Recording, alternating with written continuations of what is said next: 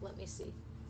Look, I moved the this curtain, so now you can go this way.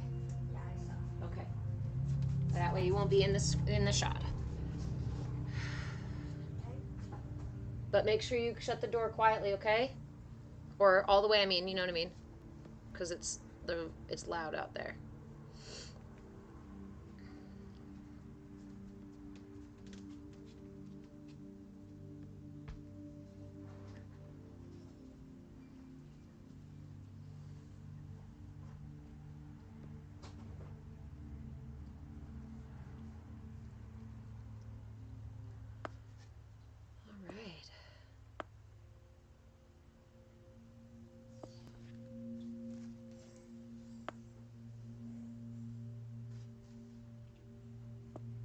Hello, hello, and good morning, good afternoon, good evening.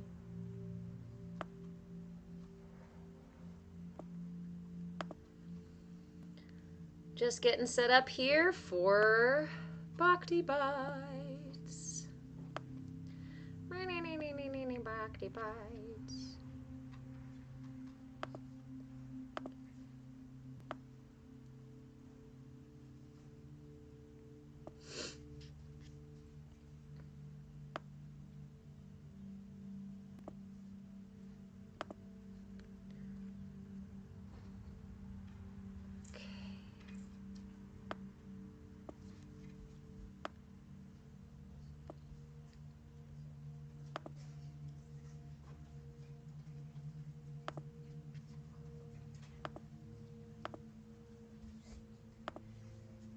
Holy smokes. Grand Rising new again. Good morning, good afternoon, good evening. Happy Monday, miserable Monday if it's not so great for you. Let me get another little pillow here. Okay. See, if I offer you this, will you lay on that? Oh, thanks. You just take them both? Oh, that's adorable. That's pretty funny. Do you want to go outside with your boy? Do you want to go outside with your boy? You want to go play with him? There we go. Te amo. Te amo. Dodo?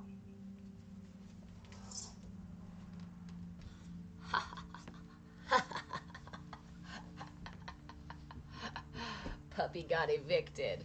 But it won't be long before another puppy is right here, I'm sure. I see him looking at me right now. Ah. Good morning. I already said that. Hello, everybody. For those of you who are new here, hello, my name is Reverend Deborah. I am a movement facilitator, movement in breath, body, and being. I am situating my meditation pillow here. Well, fine, I'm situating my seat. And this is your bite-sized dose of self-care. Self-care is often something that we leave to last on our to-do list. It's something that we go to the gym 3 times a week and say, well, I'm doing my self-care. But just like we don't drink all of our water for a day in one sitting, it can be really, really nourishing to find bite-sized little sips of self-care that you can use, that you can take in anytime you need it. Yay, etheric expansion. I am so grateful that we are on the same flow like that too, my friend. It's funny because just this morning I was thinking about changing the time in my lives. The days are getting longer, possibly starting a little sooner. But I'll check in. I'll let you know before I do. Thanks, George. I just cut my hair this morning. So we lost the long. It is what it is. I'm feeling really fresh. So fresh and so clean. All right. So what are we doing today? In these classes, we sit with a mindfulness tool and we sit in meditation with that tool. Now, if you're somebody who says, oh, I can't meditate, or oh, I don't meditate, I don't know how, my mind's too busy, please hang out. I'd like to prove you wrong. I'd like to give you tools to find that soothing place of awareness where we can be present with ourselves, meet ourselves with love and compassion, no matter what's going on, inside or outside. A lot of times we believe that we are victimized by our life or by our circumstances, or we are powerless in our circumstances, when the truth is we have a great deal more power and control in our lives than we usually utilize. One of the most important things that I do in these classes and in these lives is offer the tools to bring you back to center, to get you out of the state of fight or flight, being manipulated, being gaslit, not sure about your own intuition and your own choices and your own authenticity. We talk about authenticity a lot. And if you're somebody who hears the hot button word authenticity and goes, yeah, I don't even fucking know who I am.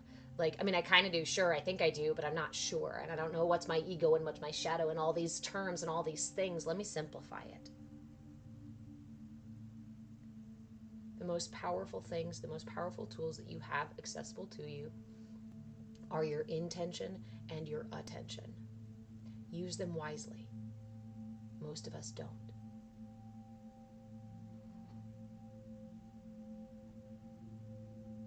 Hey, Ree, how are you? Most of us don't use them wisely, and that is not intentionally misusing them. Honestly, it's ignorantly misusing them. I had to wade through my own ignorance to find my center, to find my captain, to find my locus of control, to find my authentic self, to find my truth. But it needs to start from the very basic place.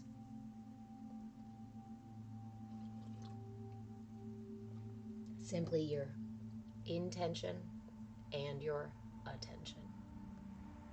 So this week we are using our attention and our intention to work with our root chakra. Remember, I am in the middle of doing a chakra workshop. If you would like to join, you can join on my Patreon page, grab a Sangha Sages membership. You can send me a link. If you ask for a link if you want one, and I can send you one later.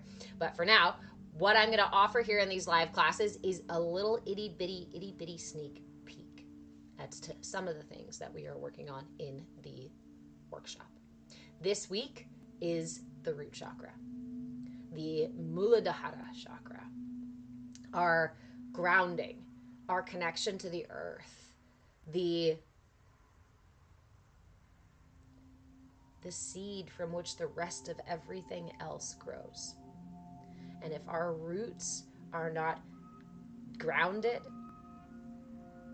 then we oftentimes feel unsafe, uncertain about ourselves, unworthy, insecure. This can lead to a great deal of not only digestive and menstrual issues, but also issues in the legs and the feet and the knees, hip problems, low back problems. The imbalanced and imbalanced root chakra can make us feel very, very unsafe in the world, very uncertain of who we are or whether or not we even have a right to be here.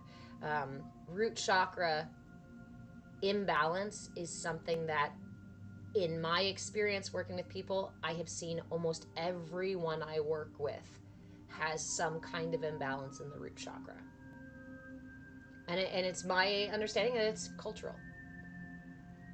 We experience a great deal of wounding to our natural state of being by a culture that teaches us not to be naturally us.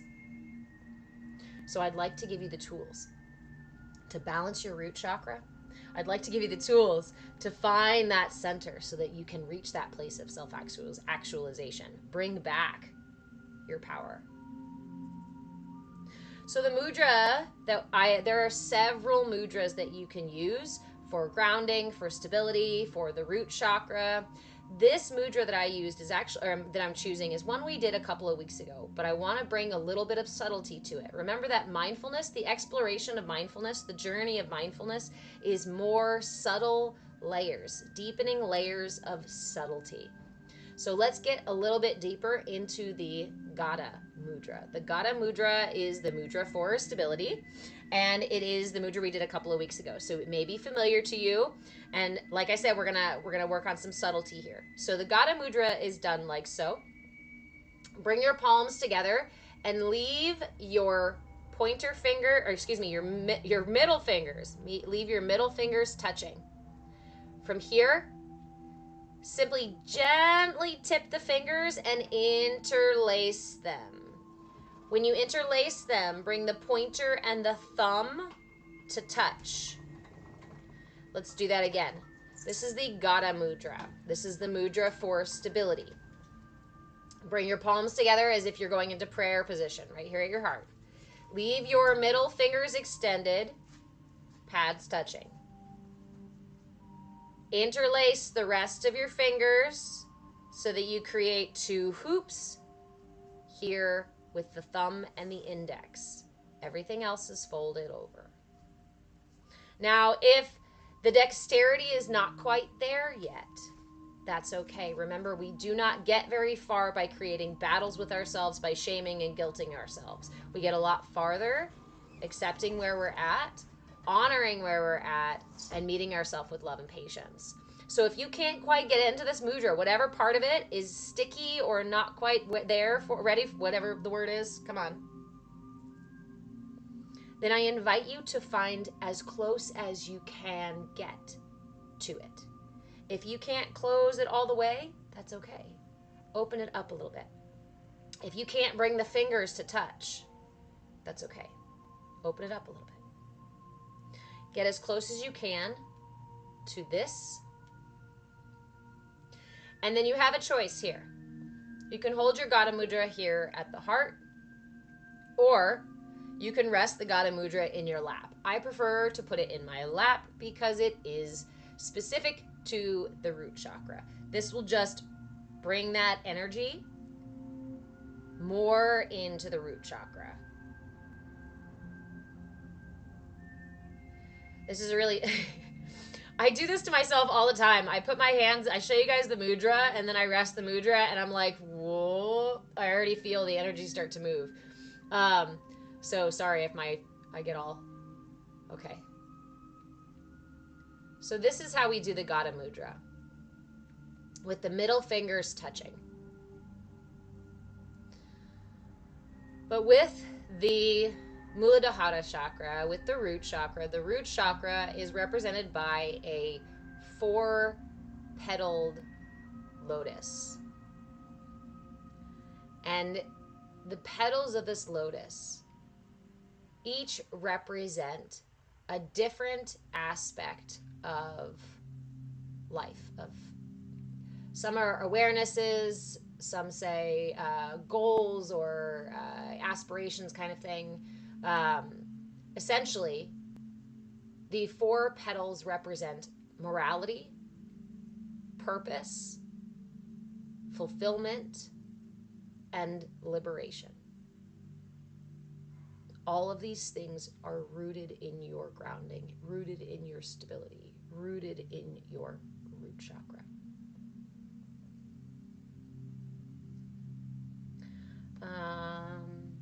Hans, no, I have not. So, the subtlety we are playing with today, since we already did the Gada Mudra a couple weeks ago, you already know how to do this one with your middle finger, like so. Middle fingers. You can keep your middle fingers like so.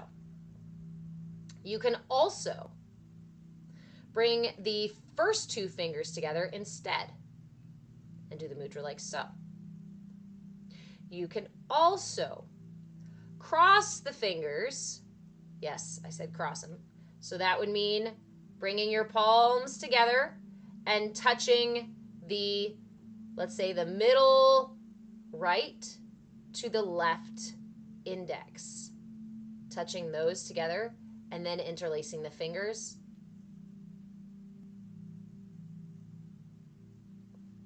Same way, other direction. Middle of the left to the pointer of the right.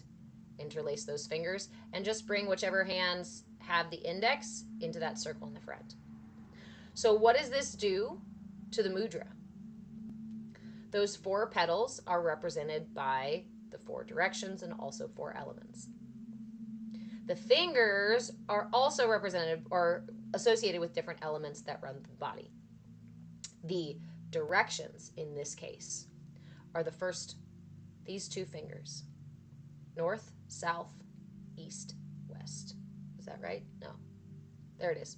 North, east, south, west. There it is. North, east, south, west. I did it backwards. Okay. North, east, south, west.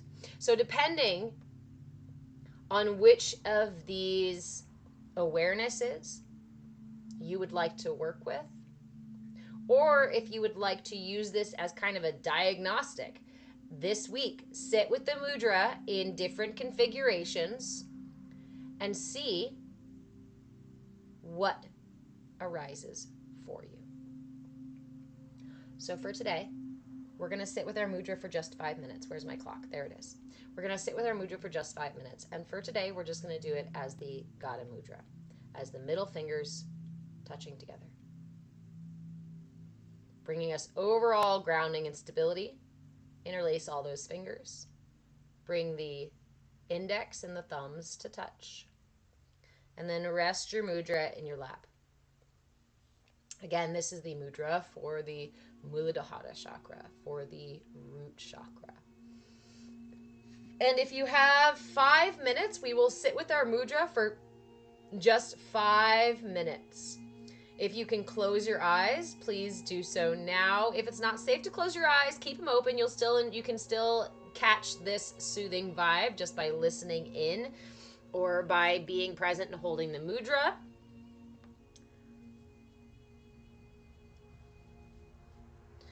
Go ahead and begin your practice by taking 3 deep breaths to fully arrive. Inhale through the nose, pulling the breath in through the lungs and down into the belly. Sigh it out. Inhale again, lifting the heart and elongating the spine. Lift from the top of your head. And exhale. Inhale once more to expand the rib cage in all directions, front, sides, and back. Hold at the top.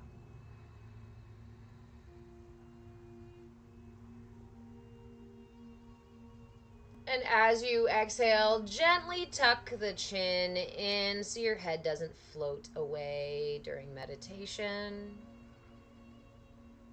And then go ahead and just follow the breath for a moment, following the inhale all the way to the top, following the exhale all the way to the bottom. You can listen for the sound. You can notice the feeling of the breath. Maybe there's visuals that you get as you're breathing. Maybe you just notice the sensation of your heart rising and falling on your breath.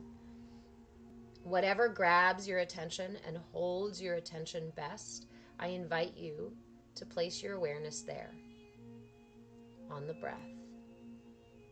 Follow the inhale all the way to the top, and follow the exhale all the way to the bottom.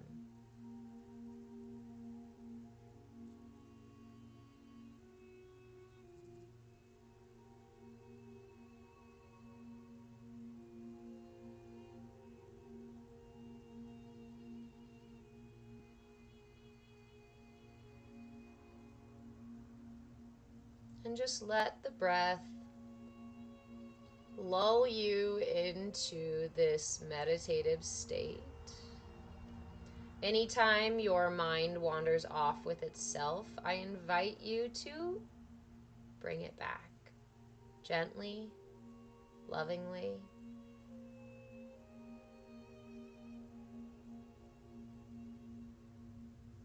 It's easy to get frustrated by the busy mind. invite you to frustration. I invite you to smile at the chaos. I invite you to smile at the quiet and everything in between. Following the breath,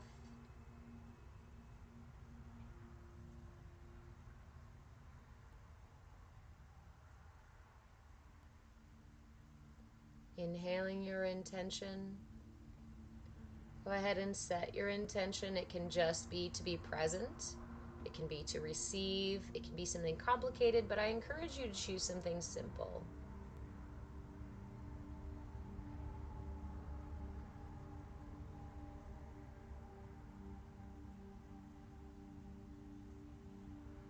And anytime you notice tension in the mind, in the body, in the breath, I invite you to bring your intention back to the practice. Inhaling the intention, exhaling any tension.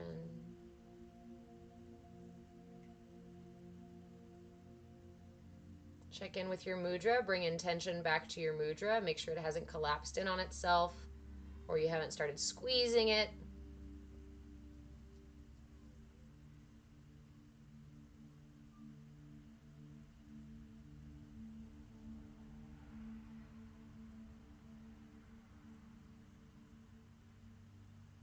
Just remaining in a state of observation.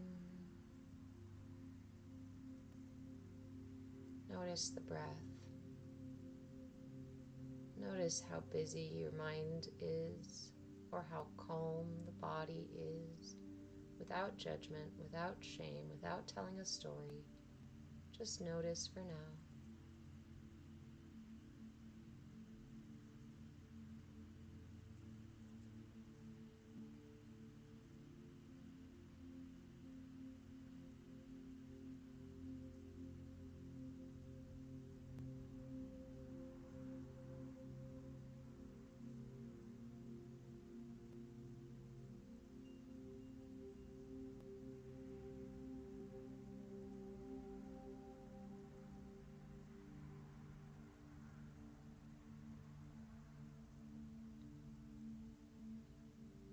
Any manner of tension may arise as we sit quietly with ourselves. I encourage you not to label any of it as good or bad, to see if you can remove that judgment and just watch, just experience, whether it be the twinge in your low back or the tickle on your nose, or the naysayer in the mind.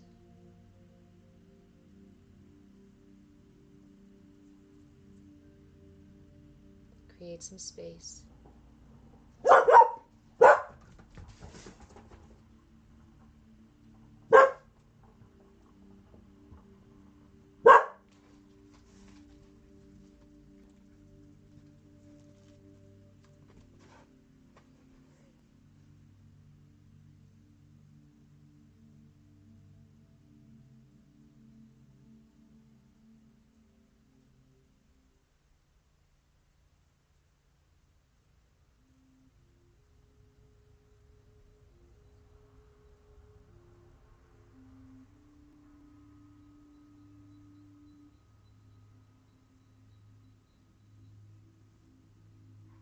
Take a big deep breath in. Hold at the top. Take in a little more air. A little more. And let that shit go. Go ahead and release your mudra and bring your hands to prayer at your heart, or simply lay one over the other in gratitude for today's practice, in gratitude for this space.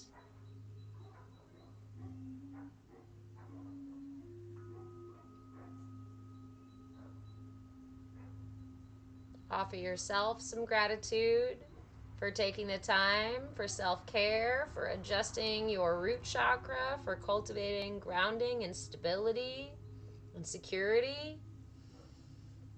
And thank you so much for joining me and helping me cultivate this space. When you are ready to come out of meditation, please do so slowly, slowly. Offer yourself some wiggles and some stretches. If it's bright where you are, I suggest rubbing your palms together, warming them up a little bit, and cupping them over the eyes.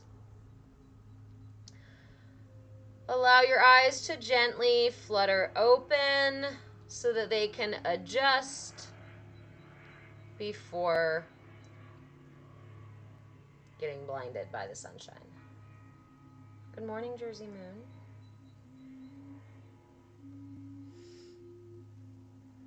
Roach, good morning. Hi, guys.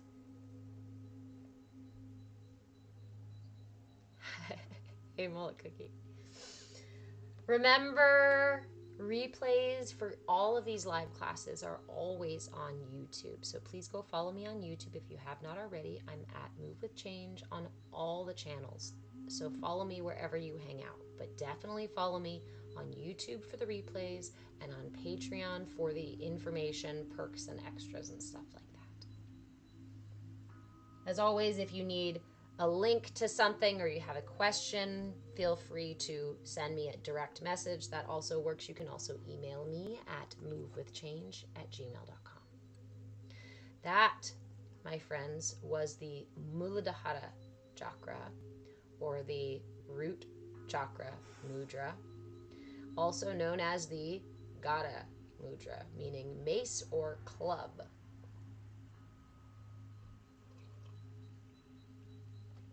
And the Gada mudra is the mudra for stability, is the mudra for one of the mudras, because there are many for each chakra, but one of the mudras for balancing, grounding, and clearing the root chakra. We'll do it again. Gada mudra. We did this a couple weeks ago, so you'll probably be familiar. Bring your palms together. Keep the middle finger where it is. Keep them touching. And then interlace the rest of the fingers, bringing the index and the thumb into circles and folding the rest. Here we go. There you are. Gada mudra. Now, you can either hold it here at your heart or you can rest it in your lap. Remember to honor where you are in this moment. No need to force or create tension in our mudras. Instead, we bring intention to the mudra and we accept where we're at. If you can't get all the way into here, accept where you're at. Honor where you're at. Hold the mudra where it's available to you. So much of mindfulness practice is really about rebuilding trust with ourselves. The space of mindfulness is such a vulnerable place. I laughed because my brain was like, it's like a therapy room. It's like going to the therapist. Yes, it is, kind of, and meeting all of the different parts of yourself in that inner therapy world. And yes, there is a wiser guide to help you in there, but we often, when we first start this work, we often don't know where that guide is. We often don't know what that guide sounds like. We often don't know how to interpret what that guide is saying.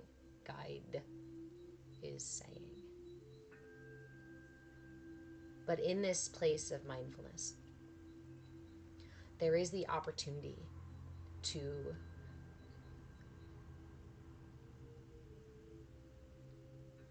that was too long of a list, to meet ourselves genuinely, to find our authentic expression, to discover our truth.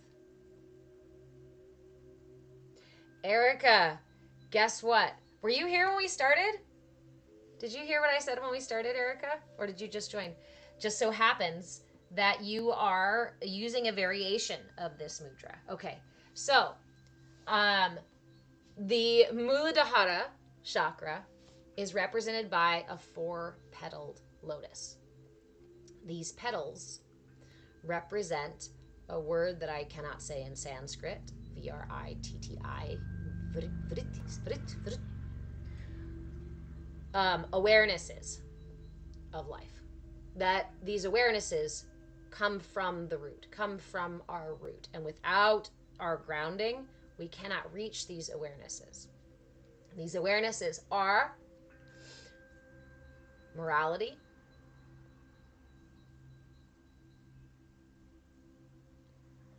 purpose,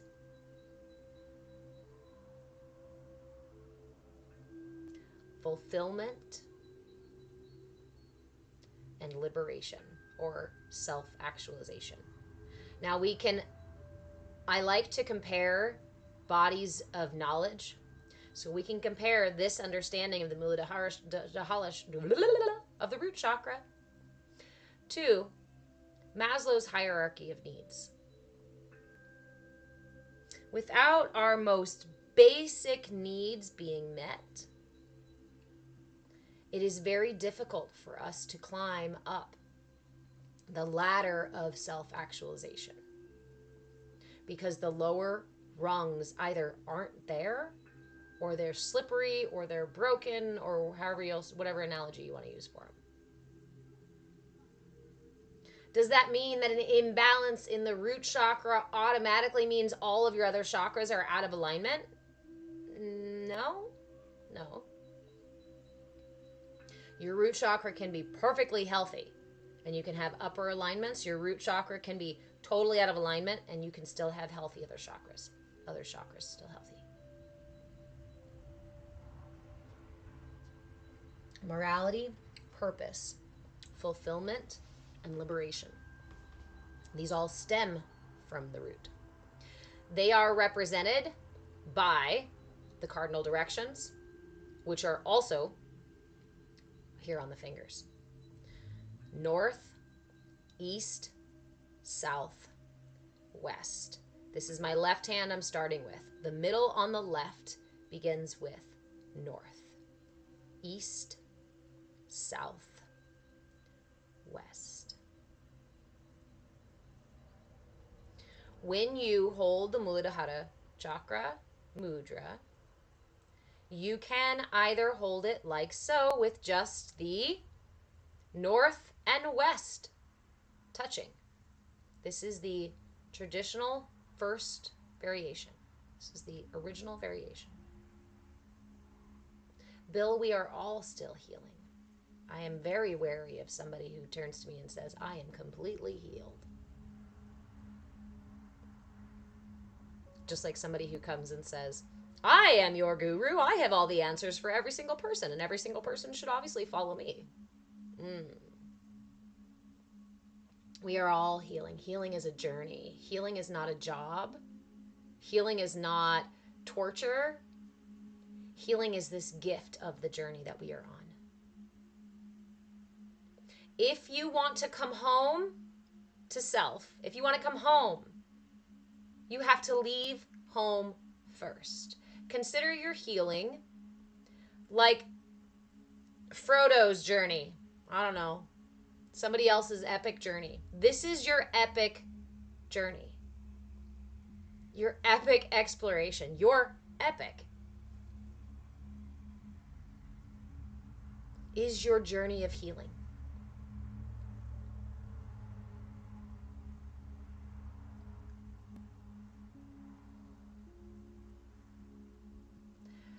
To forgive, we have to be hurt first. Hey, Bishop. Drew, do the palms stay touching in the mudra?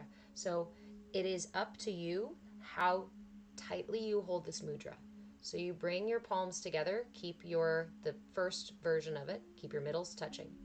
Interlace those fingers and bring the index and thumb to touch. For me, my palms are pretty flat.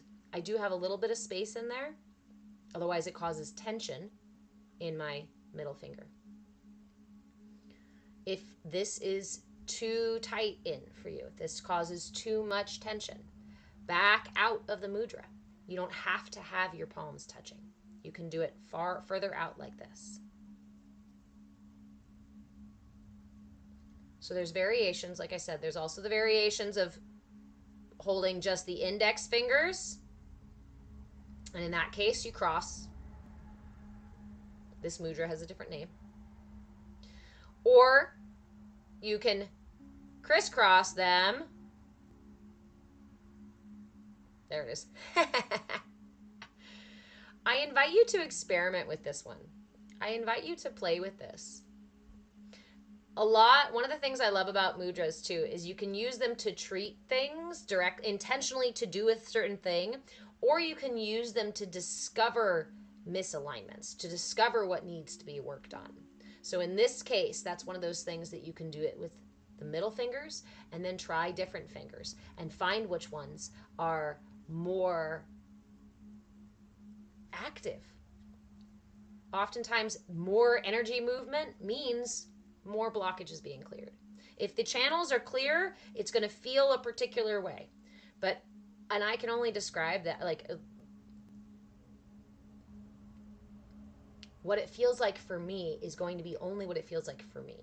Your experience of this of this mudra is going to be directly correlated to your energy body, the alignment of your chakras, your physical body, your mental state, your emotional body. Like, your experience of what this feels like is something I cannot describe to you. So I encourage you to explore it. Remember, you are your guru. You are the one on your epic journey.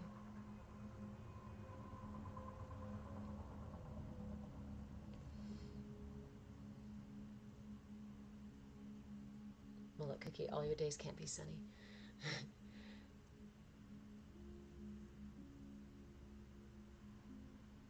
Okay. Sorry, I was just checking on to see if I had missed something there.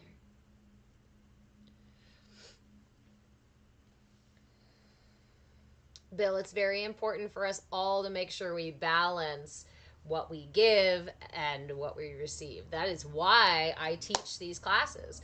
These Bhakti Bites classes, this class here, is about self-care, is about learning self-care that's accessible, self-care that you can put in your pocket, self-care, hey Ricky, that you don't need to go spend an hour at the gym for, self-care you don't have to pay for, self-care you don't need tools for, self-care that you can use in the moment when you really need it.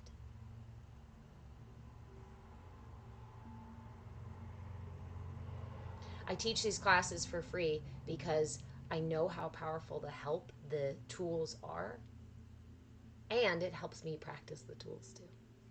So it's a boon for both of us. There isn't much I am giving away because of how much I'm receiving. That said, if you want to dive deeper into these practices, if you want to learn more tools, or if you want to work directly with me, you can always go to my Patreon page and snag yourself a membership level. There are various membership levels. Feel free to go read through them all, find what you need. If you have any questions or concerns, you can always just, again, send me a message on any of the platforms. I'm at Move With Change on all the platforms. Replays are always on YouTube.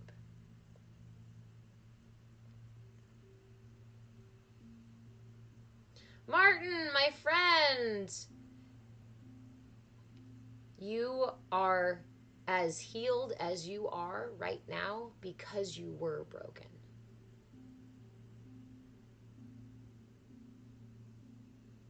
We cannot repair something unless it falls apart. We cannot come home to ourselves unless we leave home first. We cannot forgive ourselves unless we've hurt our feelings first. I invite you just to shift the perspective, because it can liberate you. It can liberate us from the feeling of being powerless, being broken, being wrong, being unworthy, being not good enough.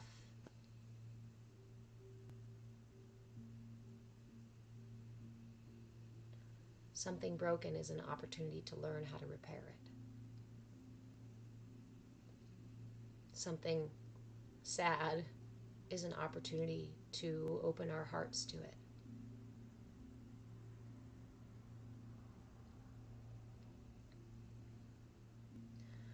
This is why I love, Martin, this is why I love yoga, is because yoga, as we talk about it in the West, yoga, in the West, we talk about it like getting on your mat, doing an hour, hour and a half vinyasa flow, maybe some hatha, maybe some breath work.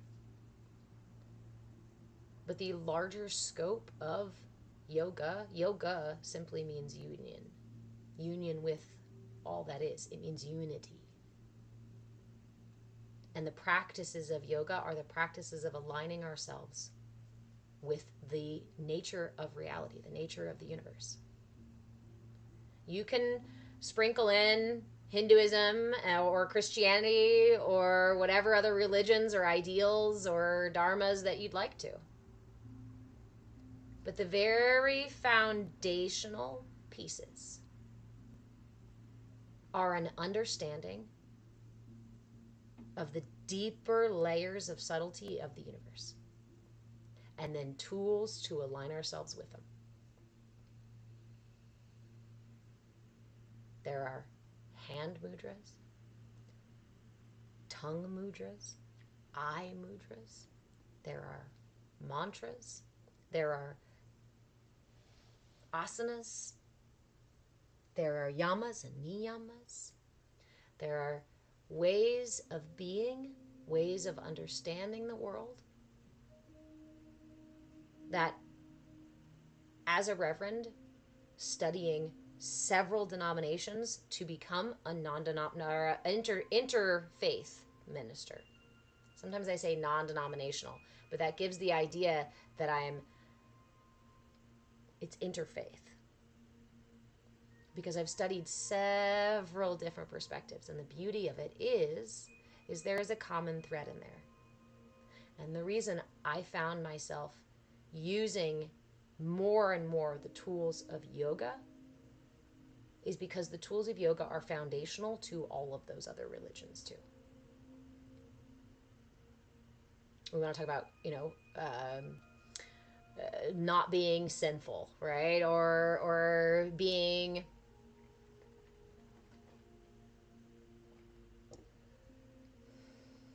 virtuous, being righteous, not stealing, not coveting somebody else's anything, right? These are the same concepts in yoga. Nice. Thank you, Evergreen. Yes. They do have a lot of similarities. Yet, we sit and we bicker from our little perspectives and say, no, my one way of seeing the world is the only truth and nothing but the truth. And if you don't believe what I believe, well, then you're wrong. See, now that's judgment. And it's also ignorance. We make judgments out of ignorance. Because when we understand reality beyond judgment,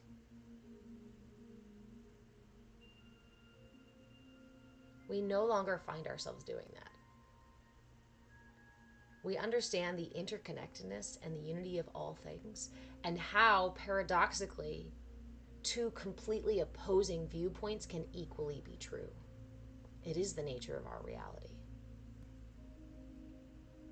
And either you can meet it with curiosity and willingness and expand your energy and your everything to be able to receive these beautiful, awesome thing, to surrender to the awesomeness of our reality. Or you can close yourself in, and that's okay. I want to say that again. That's okay. It is okay for you to choose the path that you choose, whether that's one of expansion or contract, of love or anger or rage or disdain. We need all parts of the whole. We need winter, spring, summer, and fall. We need night and day. We need hot and cold. We need light and dark to create the whole, the full scope of reality.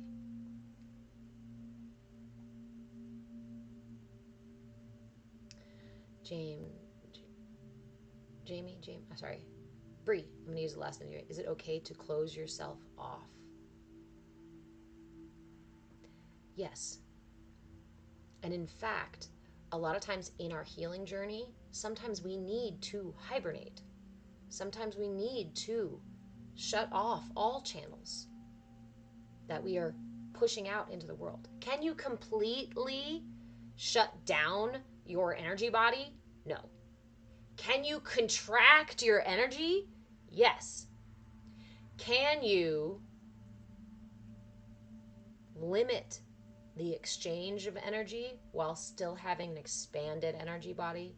Yes. And that's the ideal. But when you don't have the tools to do that and you don't know how to do that, and you've never even fucking heard of that, we're either going or and then they call you bipolar. Hey, Stephanie. Jamil. Thank you. Jamil. I really like the analogy like this, right? You've got this one body. You can look at this one body and be like, yeah, it's a singular organism, right? It's my body. But your body also has 5 senses.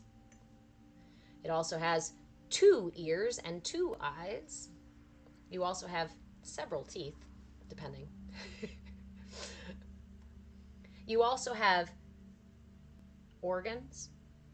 You also have all of these tiny pathways where your blood and your nerves go through. You also have a system of exchange where you inhale oxygen. You inhale the air around you. Your body removes the oxygen from it, and you exhale what you don't need. There are so many aspects, so many different parts that make up the whole, right? In the same way that I need my eyes to see the world around me and my feet to carry me forward on this journey, I also need my armpit and my asshole to express toxins. I also need, right, saliva and snot. I also need digestion and gas. I also need all of these pieces to make up the whole.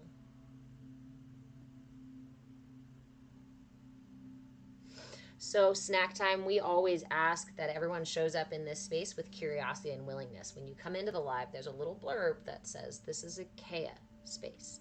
CAYA, C-A-Y-A, stands for come as you are. The only thing we ask is that you approach this space with curiosity and willingness.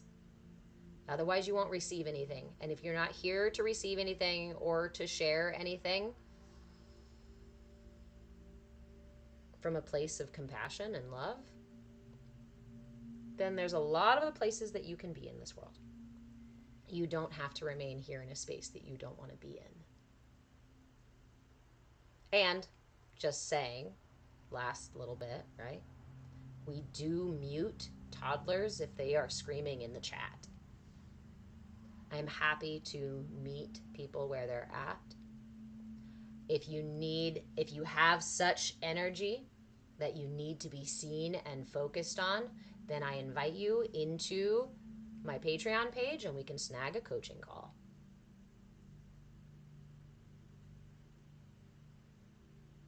It is imperative that we learn how to meet each other again.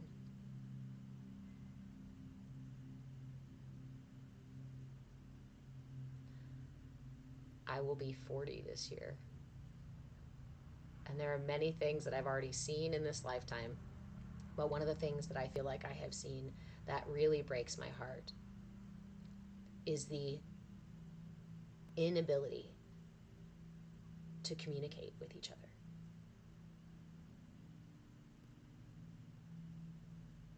Is the inability to listen with curiosity and willingness. What do you have to lose? If you spend a few moments really just opening your heart and listening to what somebody else has to say, and considering for a moment, even if you throw it away, that their perspective is also valid. Doesn't have to be the same as yours, just like two dandelions are not the fucking same. It's okay, suddenly. It's okay. We can be playful with each other. We can be playful. But if somebody says, hey, that hurt my feelings, that's not cool, then we take responsibility and we adjust. This arrogance that says, I don't have to adjust to your presence in my space, means that I don't respect your presence. I don't honor your presence in this space. And to not honor the you that I see standing before me or sitting here would be to not honor myself as well. I am you, you are me, we are unity. We are the entire ocean together. Or we can sit there and argue over drops of water.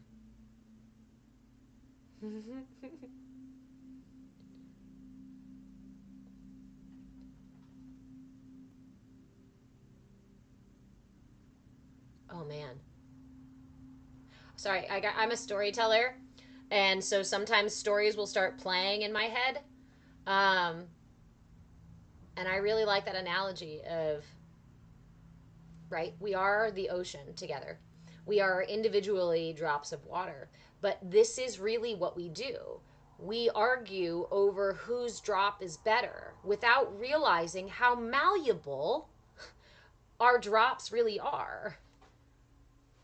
I am not statically this body. In fact, this body changes every 7 years, regenerates everything. This body isn't even who it was 7 years ago.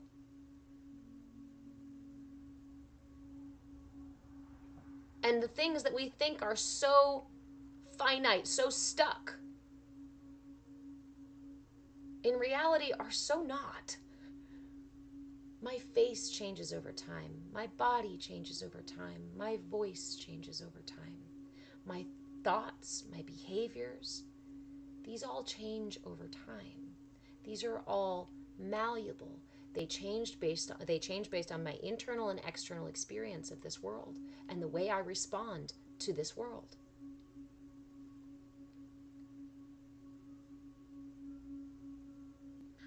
We are aspects of each other, yes. I struggle with, Erica, you struggle with your body and mind all of the time. But we are truly all we, yes. So sometimes there's a thing in the spiritual world too where we want to avoid the body and pull up into the mind, pull up into the upper chakras. But again, that's like trying to grow a tree in the air. We need, yeah, Claire, didn't you just hear the ocean? I just like my brain, my storyteller ran off with that, and there's like this whole thing of like the ocean arguing and whatnot, and like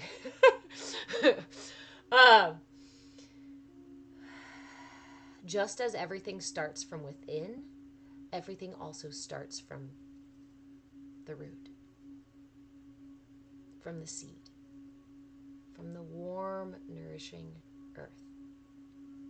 In this finite reality. This is our duality. Yes, we're spirit and stardust, but we're also mud and sticks. How do you bring those two things together? They're not oil and water, but oftentimes we feel like they are. Gospel drummer, I cannot take out anxiety. I live with anxiety too.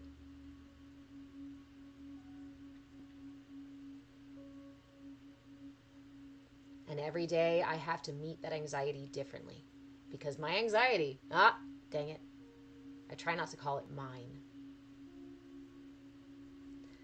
The anxiety, this anxiety, is here trying its best to keep me safe. Truly trying its best to keep me safe. But the tools that it has, being born of my body and brain and experience when I was much younger, are not very evolved, not very mature. It basically punches me in the gut and grabs me by the throat and says, don't go in the grocery store, something horrible might happen. Right? Or the anxiety that I live with while I'm trying to do my dishes comes behind me and goes, oh my God, do you remember the last time that you did the dishes and this whole thing happened and that person said this thing about you? Do you think they're still talking about you? I bet those motherfuckers are still saying all this nasty. Like, shush! Anxiety, I'm trying to do dishes here, friend. But if we meet ourselves with curiosity and willingness, we can go, oh, hi, anxiety. What is that you're talking about? Yes, I do remember that event. Yeah, that was painful. You still feel it, don't you? You still remember it. I know. And you know what? Look, I can't promise you that it's not going to happen again. Sometimes I make dumb choices. But I can guarantee you, I can promise you that I am learning how best to protect myself, how best to show up for myself. And we can have these little conversations with ourselves.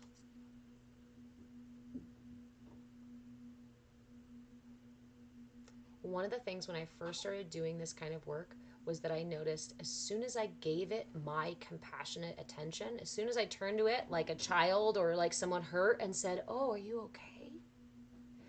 The feeling shifted immediately. Quantum physics tells us that just by observation, we change the quality of a thing, we change the nature of a thing. You want to change the way anxiety shows up in your life, depression shows up in your life, rage shows up in your life, love shows up in your life, meet it with curiosity and willingness. Meet it with compassion.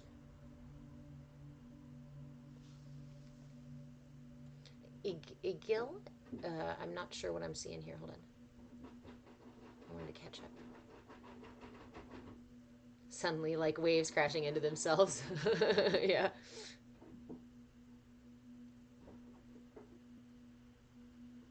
Mullet Cookie, you're learning that you're the watcher behind the mind. I want to reside with your spirit more often. I think it's really, I spent a lot of time in these upper chakras because it was painful to be in my body. But this tree, just like when you look at a tree, imagine yourself a tree.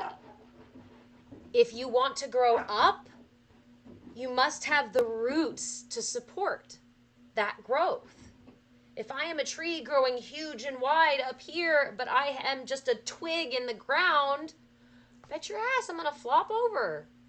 I'm going to be way too top heavy.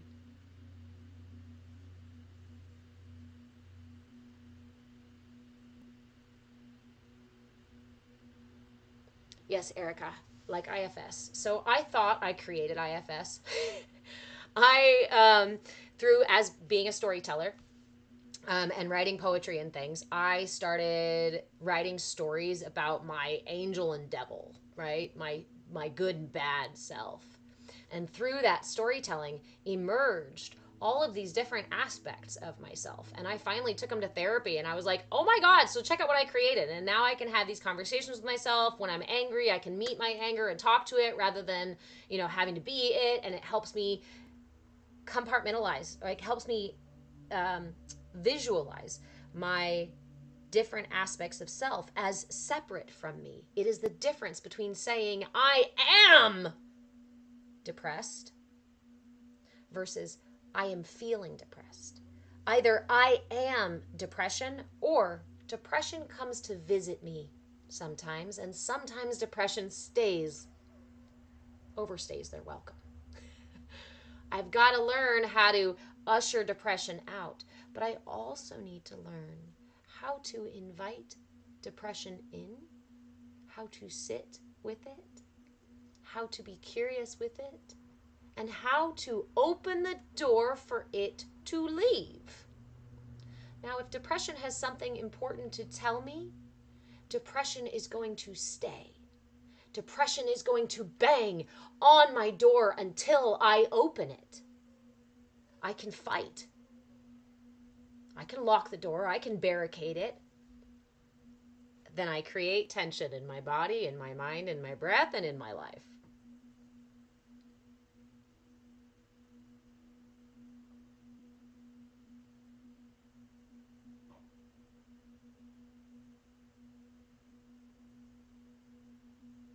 It took me all of these years of pain, of suffering, of torture, of turmoil, of fucking begging God for an answer as to why this life and this world is so awful and so painful. That was my experience of it. And in all of those years, and in all of the study, in the 12 years, more than 12 years I went to college, in the countless certifications, in the personal experiences, in the extracurricular education things that I did, all of this information, literally my books are all here in a pile right here, guys. The most powerful thing that you have is your intention and your attention. And I want to even say your attention. Where you put your attention, what you water grows.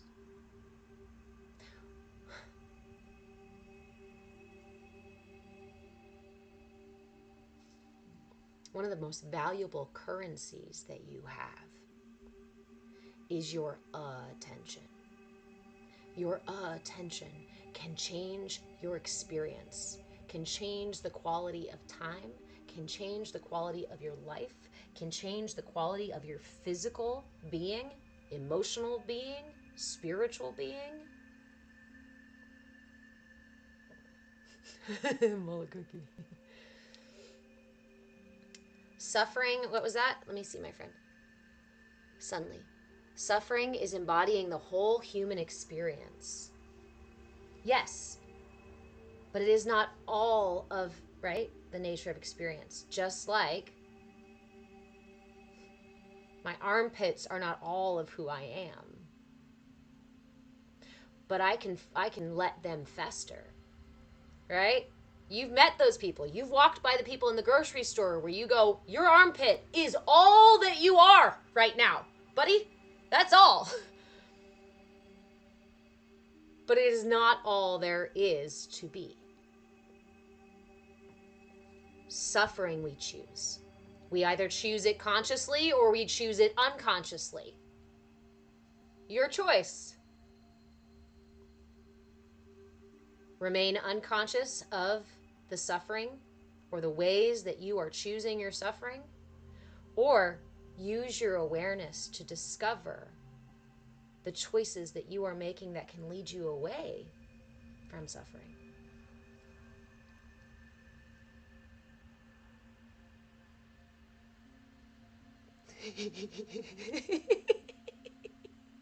Mullet Cookie, are you okay over there? Thank you, Cicada. Ooh, Claire, motherhood is a practice of suffering joyfully. I want to pull us back even further, friend. I want to pull us back because parenting itself is a journey of coming out of our suffering, recognizing that pain is pain. Suffering is a holding on to pain. And what do our children do? Holy fuck, our children are... The nature of reality is creation. Creation is expansion. So the nature of children is expansion, is to absorb and experience and take up as much room as they possibly can. We as parents stuff our reality with our history, with our trauma, with our judgments, with our biases, with our fears, with our worries, with our misconceptions, with our ignorance. We fucking pack the room full. And then we try to pack our children full of that stuff too. So what do children do? If you want to see divinity in action, if you want to see creation in action, if you want to see the divinity within you expressing itself, if you want the authenticity in action, go look at a toddler. Their job, their role is to clear as much of this shit out of the way so they can grow, so they can expand, so they can deepen their experience of all of these subtle layers of reality. Ajna, sir. Hey, come here. Come here. It's just the neighbors. Come here. Come here and lay down. I know. Thank you, sir. Thank you for making sure that everybody's all right. Thank you. Are they talking to your puppy? Were they talking to your puppy? Were they? Oh my goodness. Do you think he's okay? Do you think he's okay, or do you need to go check on him? Do you need to go outside? No, okay. He's okay. All right.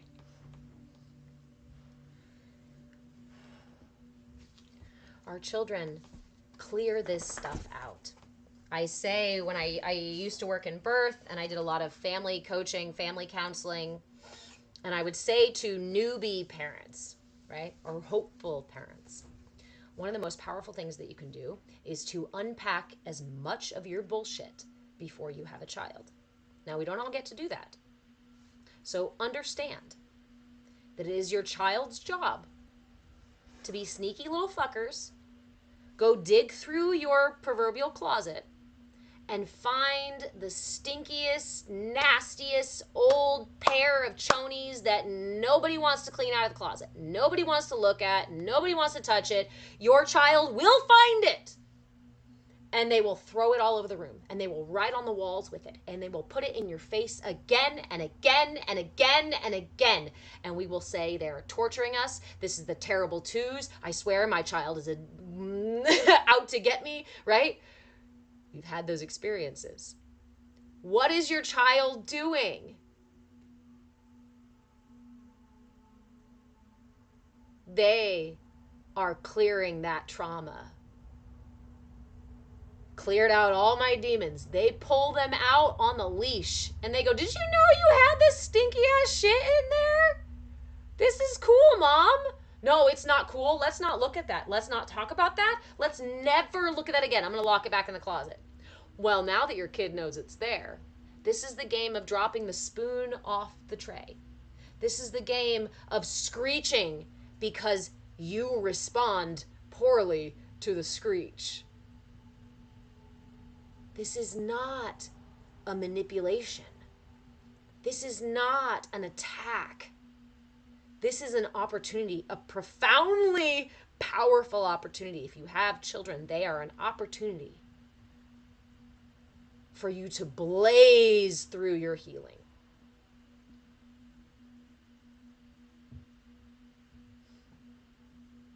Again, it's a shift in perspective. They are gifts because they help us clear these things. Claire. And they know you care because they notice the nervous system reaction. So our children are still, guess what? Up until the age of 7, your brain is still in the theta brainwaves. That's the dream state. Your brain does not come out of the dream state until after you are 7 years old.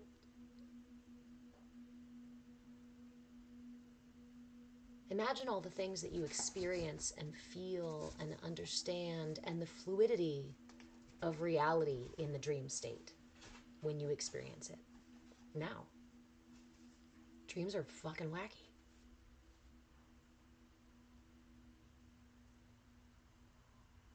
It is in that state, hey Justin, that our children are perceptive of the subtle layers of reality.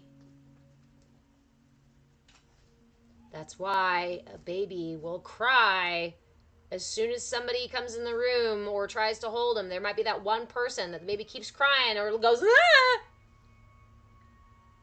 They don't have strength. They don't have wits. They don't have shit to protect themselves. They have senses. And they absorb their reality through these such subtle layers. And when we come out of the dream time and our brain starts to develop more and more and more, we kind of forget this experience. How do I know this? I know this in part from book study, book learning. I also know this in part because of my own experience.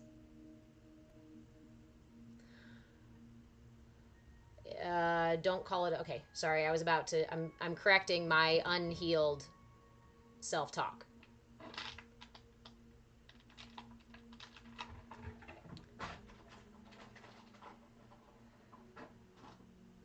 As a gift that came out of the extreme level of violence I experienced as a child was that I remember a great deal of my childhood. My earliest memory is 3 months old. And I have several memories through the age of 7. It's funny because I have fewer from 7 until like 18 or something. Most of them are under the age of 7. And it was during this time that I was viscerally experiencing the flow of energy. I used to ask the doctor. I remember being too small for my feet to touch the floor and me asking the doctor, when my sister and I fight or whatever it was, you know, when somebody hurts my feelings, when my feelings hurt, I said, I feel it go into from my heart all the way down to my pinky finger. And the doctor just goes, whatever, you're just a kid, you're just full of shit. I was lucky that my mother recognized what I was experiencing and then shared with me our family lineage of energy work. So I was able to stay connected to that subtle layer of reality for a couple of reasons. One, I was just really excited about it, and so I focused a lot on it. Your kids are experiencing energy. They are experiencing their energy body. They're experiencing their emotional body so much more viscerally than we do as adults, because we often as adults start to dampen our sensitivity to these things and start to rely only on our extremely limited eyeballs and our extremely limited hearing and our extremely limited prefrontal cortex.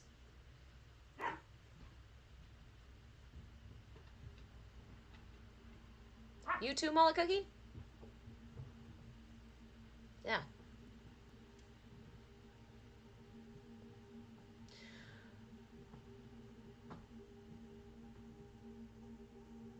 In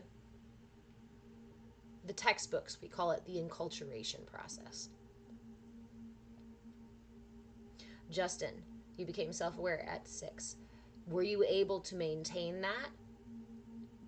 Or did you do what a lot of us do and kind of waver and go around our path and come back and leave and question and all that? Because our culture in the West does not teach you how to become self-aware, does not encourage you to become self-aware. Capitalism does not, self-awareness does not serve capitalism.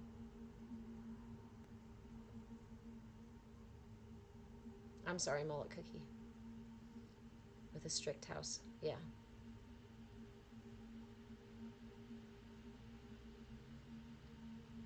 That nature of duality. Pa one way, ma the other.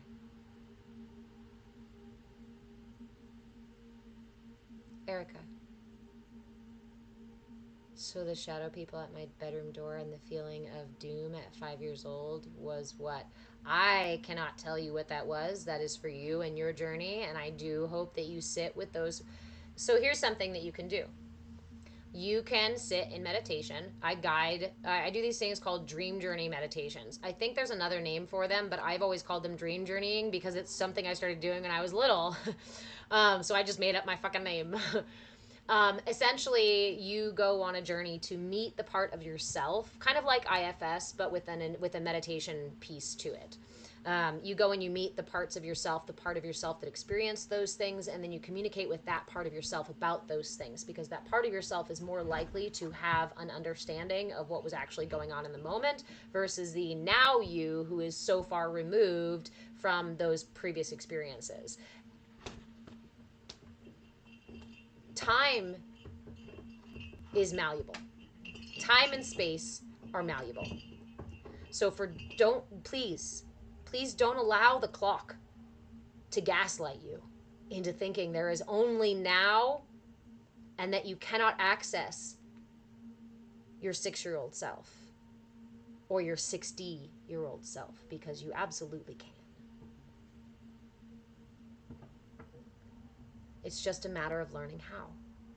Learning the tools how. And it starts with your attention. Cultivate your attention. This is just a muscle, so to speak. This is just a habit. And the habit for most of us is a thought pops up and I follow it wherever it leads me. And a sensation pops up and I explain it away with a story, either a dismissive one or a scary one or a whatnot, and I have a whole thing about it. And it is me. And it is me.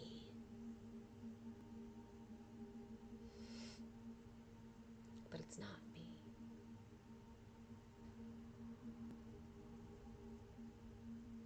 And time and space are relative. And with my awareness and my intention, and with my attention and my intention, I can change the quality of time and space as it occurs in my life, in my reality. This is the power of the foundational pieces of the Vedic sciences. That's why when you go online and you search for yoga, all you find are the short, bendy, whatever things. You don't find the really powerful tools. And you might find some. You can dig. They're out there.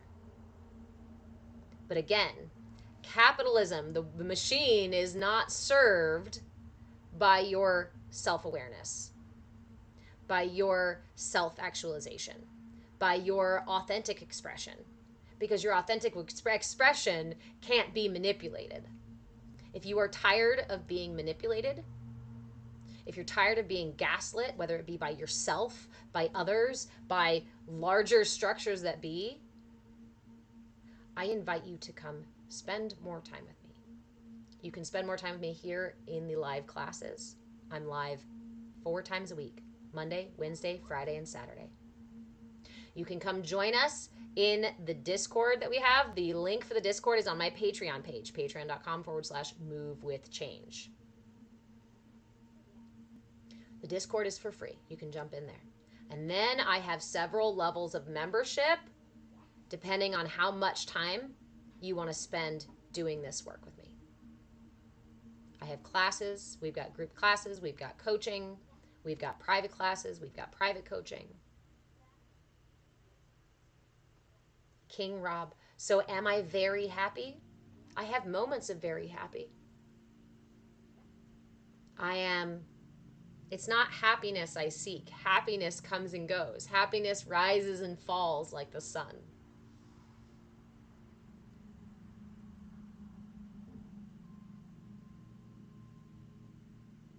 It is simply presence I seek. I wouldn't even say contentment.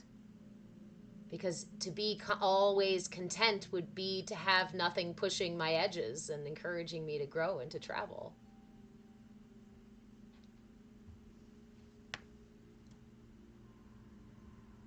King, have I mastered this? Not being manipulated by myself and the other and the larger powers that be? Mastered? No. It is a journey. It is an exploration. And when I say that I have mastered that experience, I'll probably be ready to move on to the next level of existence. It is a journey. It is not a destination. And I don't seek the destination. I seek the experience. But have I found these tools effective for taking back my power, my personal power, for finding my authentic locus of control, my authentic expression, for discovering my truth, and for meeting myself, and for healing myself? Abso-fucking-lutely. Am I done healing? No. But I have been studying media manipulation since the 90s. And it is the reason that I use these tools. And the reason that I teach meditation the way I do. I am not here to sell you a spiritual anything. That is for you to decide what you do with it.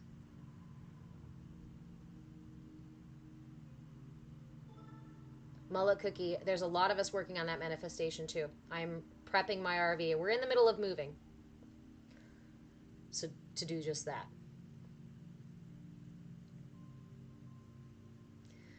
What I offer are seeds. You can take them or leave them.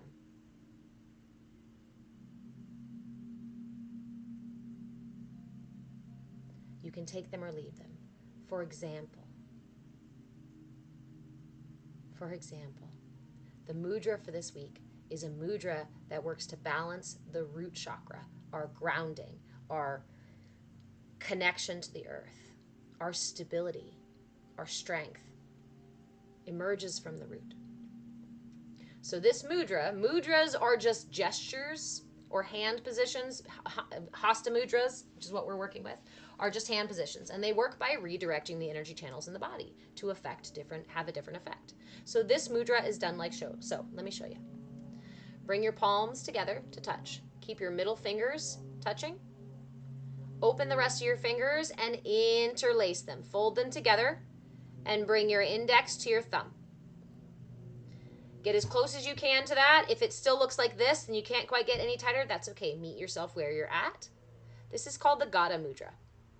This is the mudra for stability. This is the mudra for grounding. This mudra works on all layers of the self, the physical self, the emotional self, the energy self, the spiritual self, all the layers of the self. Works to even help with the aura. Sit with this mudra for just 5 minutes, because it takes a minimum of 5 minutes for it to be effective. If it does something good for you, keep doing it. If it doesn't do anything good for you, you don't like it, leave it. Come back next week and I'll show you a different mudra. These tools, the techniques for meditation, the mantras, whether they be in Sanskrit or English or another language, these are all stuff in my toolbox. And they don't all work for me every day. But it requires your awareness for you to explore them. And when we approach these things with curiosity and willingness, when we imbued our awareness with curiosity and willingness, our opportunity to receive expands. If we meet these tools with judgment and, this shit ain't gonna work, I'm just gonna okay, here, I'll sit for 5 minutes. Nope, not feeling anything. No. Well, then you're not going to have the same experience, are you? So it's up to you. It is up to you how you want to meet yourself. If you experience anxiety on your way into the grocery store, you can bully yourself into going anyway and tell your gut to shut up. Or you can pause for a second and go, ooh, wow, okay. What do you need? Because sometimes all you need is, ooh, I got you.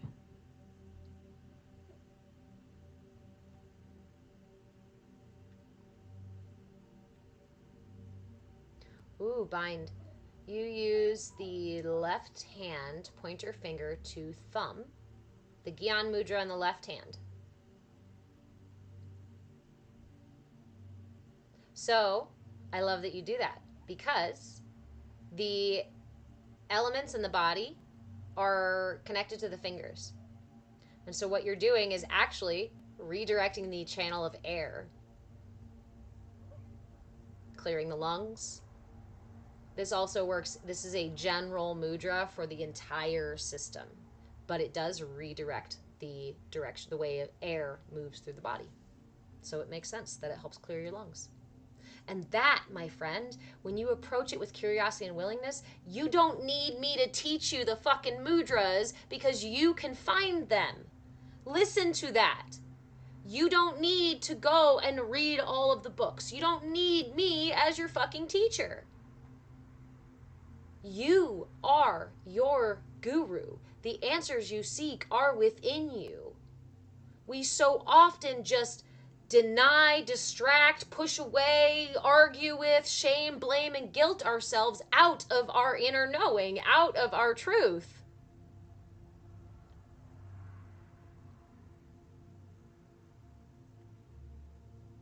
Love to you too, new again. Hashtag own guru. Erica, what about water, earth, and fire? So thumb is fire. Pointer is air. Middle is ether or spirit. Earth is ring. And pinky is water. So, you can study the mudras in this way by doing what my friend here did and just redirect one element at a time. This is a mudra. This is a mudra. This is a mudra. This is a mudra. This is also a mudra. This is also a mudra. There are lots of mudras. Ones that you can very easily find just by changing the position of your fingers. Now I can do this and just sit here with it, right? For 5 minutes. Make sure you sit for 5 minutes. Or I can use my attention, pull my attention in, and watch the experience. Watch the experience. You're very welcome, Vivian. It is the reason I share this stuff for free. I want you guys to understand this. I do 4 free classes a week because this is so powerful. If I could change the world, save the world, what this little girl wanted to do when she was young was to fucking save the world. So the reason I am here offering this stuff for free, things that other people charge for, things that I can charge for, is because it is imperative for you to receive these tools. It's up to you what you do with them. It's up to you what you do with them. But they have saved my life. They have changed my life.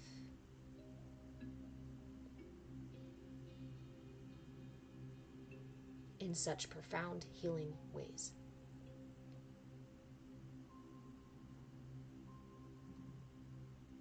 I can't not just give them away.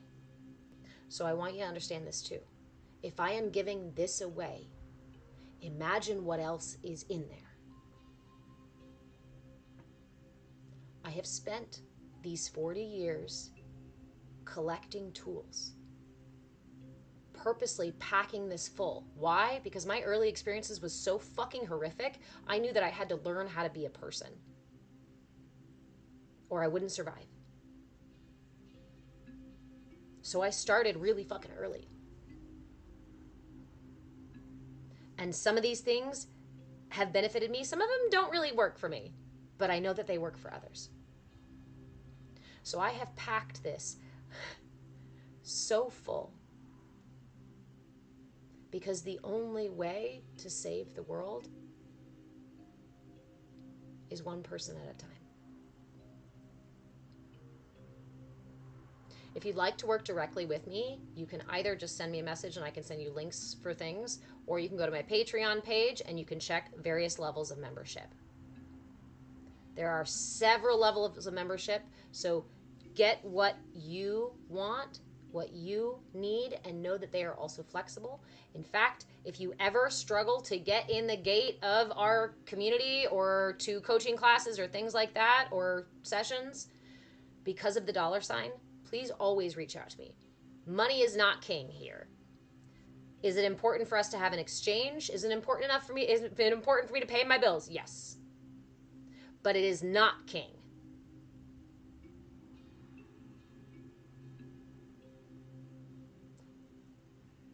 Your degree of personal responsibility is. And if you are ready to really do this work, you need to make a commitment to yourself. And that commitment to yourself could look like regular coaching, could look like regular classes, could look like your own practice, could look like an exchange, a trade for services.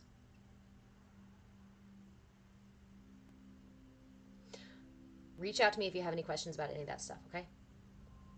Here shortly, I am going to go. I need to go and teach a class. We have our Monday Sangha sessions here. Hold on, let me plug in the computer before it dies.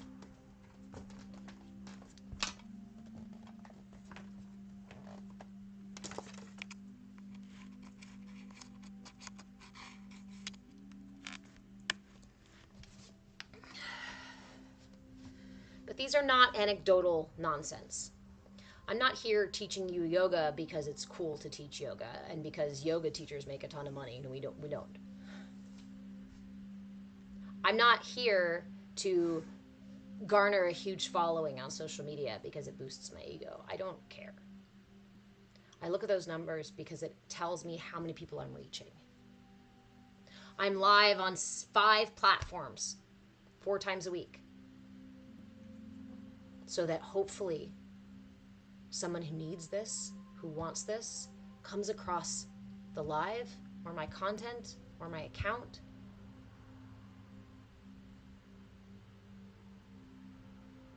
and finally can get the things they need, can get the tools you need. We live in a world that tells us that everything we need is outside of us. I'm here to tell you, everything you need is inside of you. We just need to learn how to see it, how to find it, and how to use it. That's what I have been studying. That is why I call myself a movement facilitator.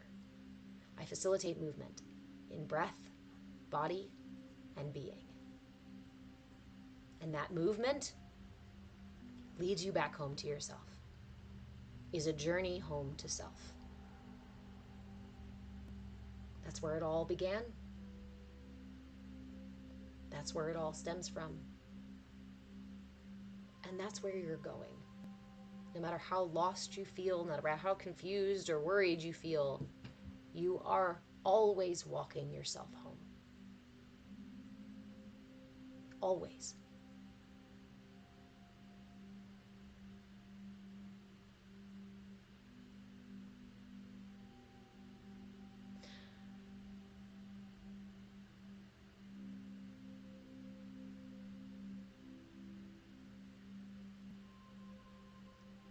Sa-ta-na-ma. Yes, you can say Sata-nama when you touch the fingers. It's also used in a Kriya for releasing addiction. There's a really powerful Kriya that I did earlier this year for releasing addiction. And it uses the same Sa-ta-na-ma. Sorry, guys, I missed some here. Bodhi, yes, thank you. Instead of selling water by the river, I'm showing you where the river is. Thank you. Aw, June. Okay. You have such a long leg. I ain't fighting with no random period. Okay. I ain't fighting with no random period. You asked, how do you channel energy from the universe to have more energy?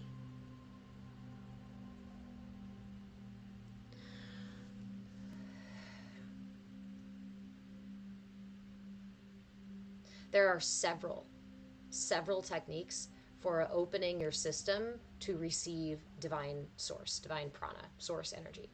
The reality is you are already experiencing it. If you are alive right now, prana is flowing through you. So tell that voice in your head that tells you that you're not connected or you don't have divine energy flowing through you or anything like that. Tell it, actually, sorry, you're wrong. It is flowing through you.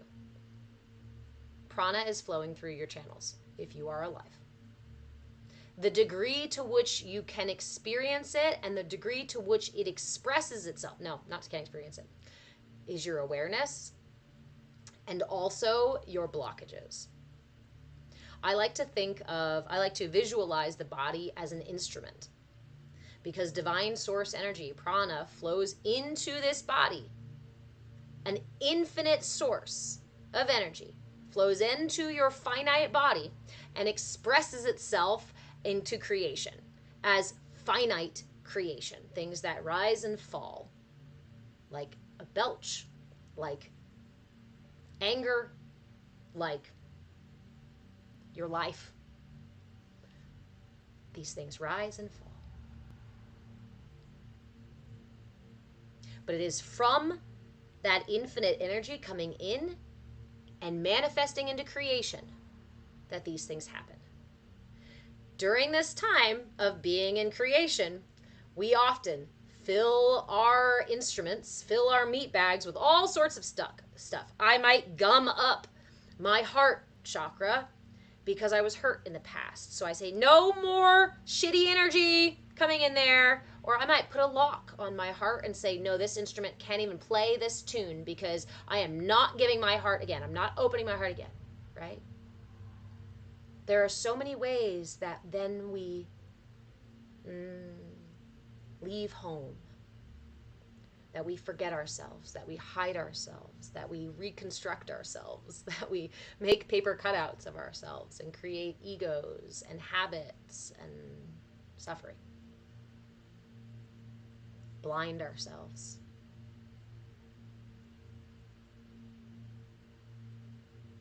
It manifests as tension in the breath, in the body, in the being, in your life. If you are meeting struggle, it is not the universe attacking you, it's an opportunity to grow. It's an opportunity. If you're meeting struggle, it could just be a step, bro. If you're meeting a wall, there could be a door just down that way. But you won't know if you don't look.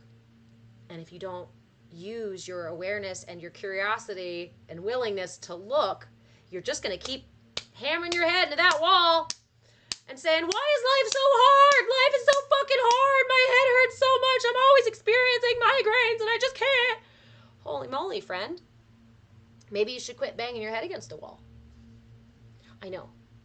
Oftentimes we feel justified. In fact, oftentimes we say, no, the only way to get through this wall is for me to bang my head on it again and again and again and again. And if I keep doing this, maybe someday I'll heal. I'll get through.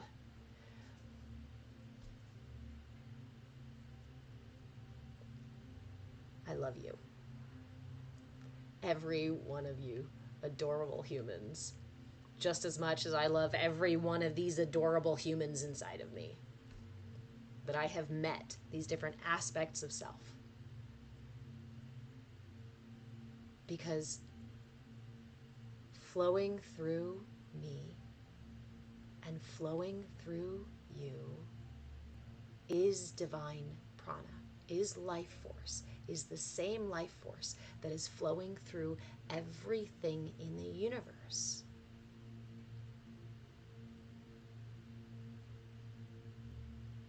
when I not just acknowledge, but when I recognize, when I look for that divinity, that magic, that spark, that laughter that is inside of everything around me, it changes the way I approach life, it changes the way I approach other people, it changes the way I approach myself, and it changes the way I approach struggle, pain, difficulty. Cade, you have why do you have a migraine? Oh, honey. Oh, wait, you're just quoting me. Teehee, stubbornness. Hi, Taurus. Yes, I'm a Virgo, so I also thought that I had to learn the hard way. And one of the most healing things for my Virgo tendencies was to meet my little kid self, who was not organized, who did not care about the details, who was loud and really silly, and is going to make me cry because I put her away for so long.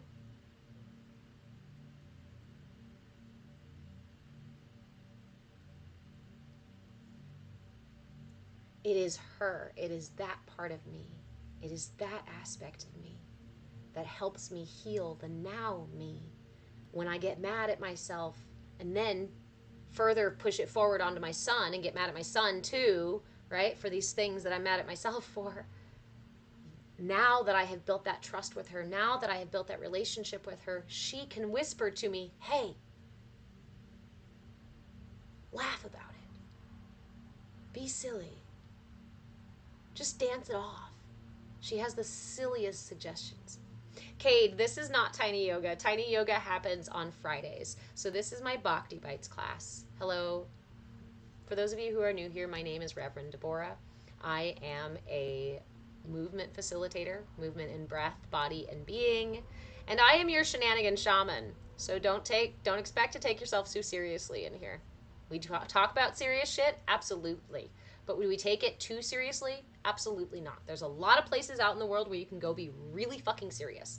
And you can go buy water beside the river. Here, we laugh, we play, we splash. And I encourage you to look within to find the river, that flow that already exists within you, the divinity that already exists within you. And I encourage you to open your eyes to see the divinity that is everywhere else in the universe, because if you don't see God in all, you won't see God at all. God does not just exist in me and not in you.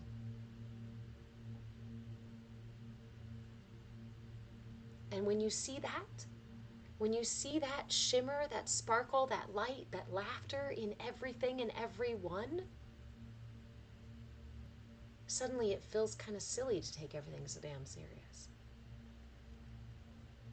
Gigi, I am in Oregon. I do teach in person, but I do a lot of my coaching and teaching online right now. So again, if you want to work directly with me, you can find me at patreon.com/@movewithchange. Tiny Yoga, however, so that was what we were talking about. Bhakti Bites are these classes where I give you these tools, and we have our little Dharma talks, and we share meditation and a mudra. The replays are all on YouTube for the free classes. On Friday, we do Tiny Yoga. And no, you're okay. Tiny Yoga is a 30-minute gentle flow for everybody in every space. It's chair yoga, mostly because I tend to live in small spaces. I live in an RV for the most part and travel around, and I used to always make excuses to not do yoga because I was too limited on space, or my body was limited. Martin, if you're still in here, earlier you were saying that you're feeling you're too broken for other yoga.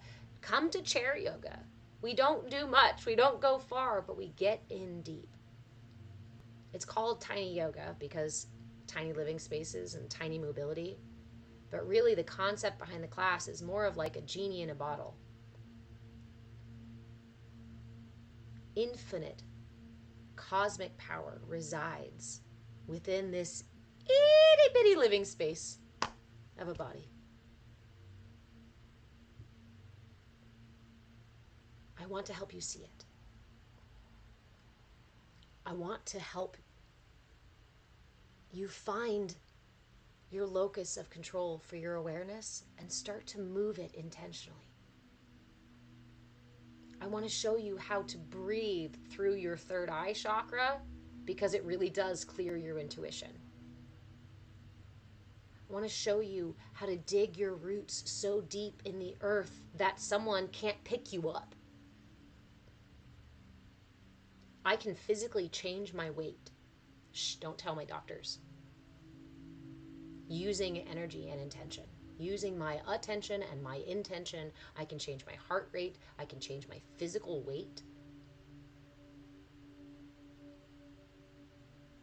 And I can change my emotional state. And I can change the quality of my experience of time and my experience of space. Quantum mindfulness. Because these tools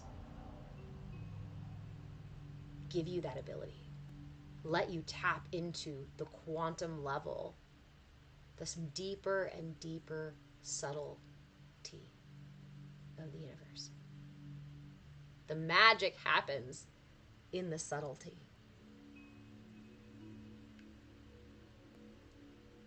But we operate a lot of times in this life with brute force and swinging hammers and crowbars and breaking things down and like, this is how I'm gonna do. There is so much that can be done in the tiniest little ripple, in the tiniest little breath. And if you knew that there were ways to heal yourself, to align yourself, to find your way home, to reconnect with God that were small, accessible,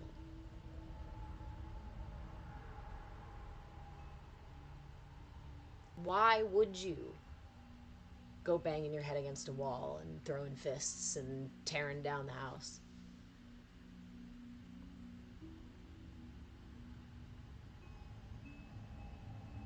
It's just that we don't know. It's just that we don't know that these tools are available. Or we've been taught that these tools are wrong or bad or silly or dumb.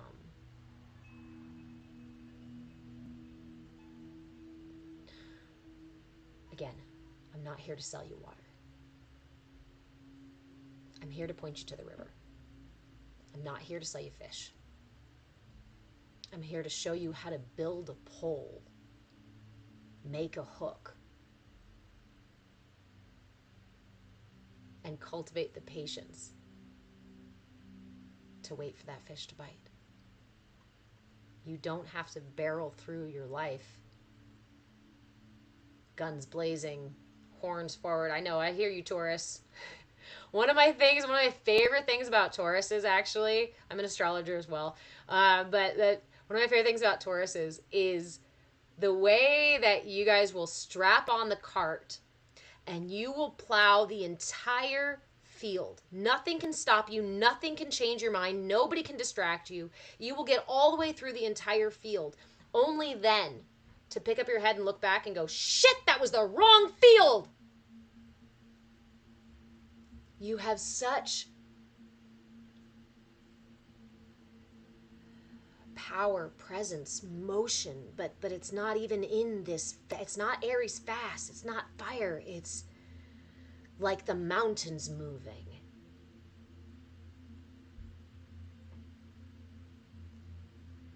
That is a powerful tool that you can use to move your own mountains.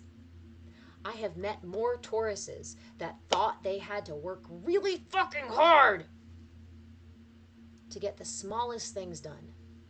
I love you guys. You guys are the heavy lifters. You want a job done all the way? Find a Taurus.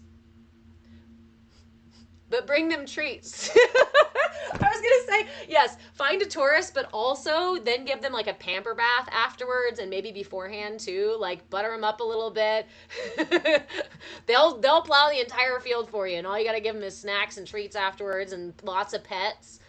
I love you, Taurians. I'm sorry. I'm just off on a tangent, an astrology tangent. Astrology, what does that have to do with any of this? Astrology is energy. Did you know that? Of course you do, right? The moon changes the tides. Yes, the moon pulls the tides. We recognize that. We understand that regularly. How much water is your body? Is made up of how much water? 70% water. And you're telling me that the moon has no effect on your body. The moon can move the entire ocean, but the water in you, no, no, no, no, no, no.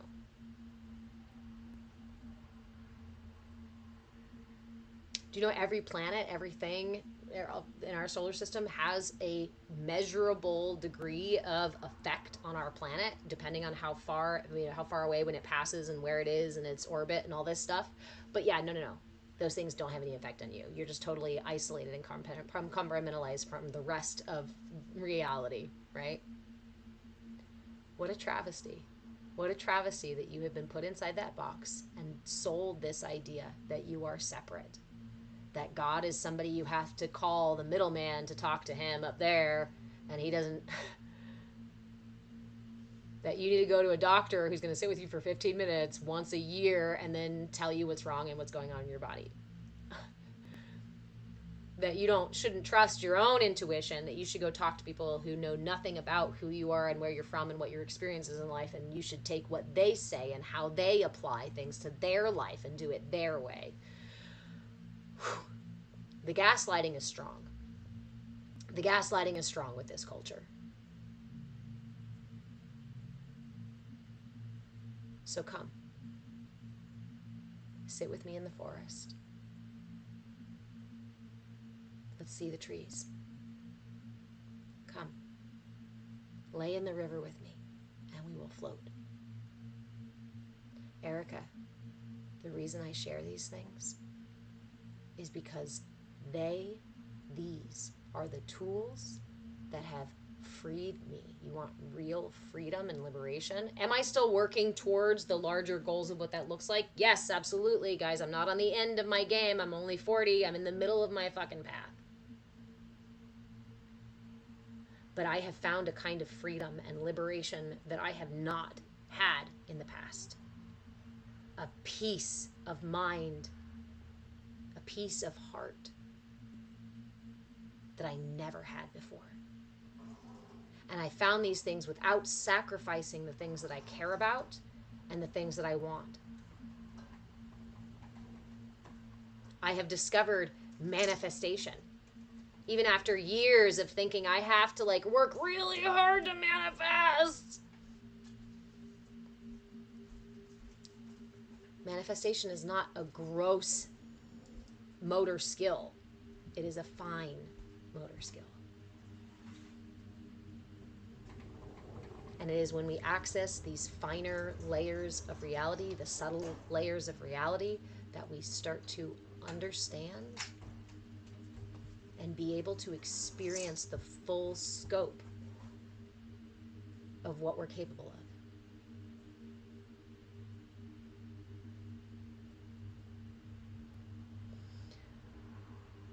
That said, I am going to... Is it something that can move mountains? Yes. I moved my own mountains. I moved my mountains. I rebuilt bridges. I discovered the family I never had, the friends I never had. I found God. And he wasn't she wasn't anywhere out there. I mean, yes, everywhere out there. But right here. Why are we stuck in our subjective experience as humans? This answer that philosophers can't answer, psychology can't answer, medical, Western, whatever, nobody answers. Why are we stuck in the subjective experience? It's a hint, guys. Because everything has to start here. And so we are put in a mirror box so that all you see and experience are reflections of you. What does that tell you? Quit fucking around with shit and people out there. Quit searching out there for the answers that are already here.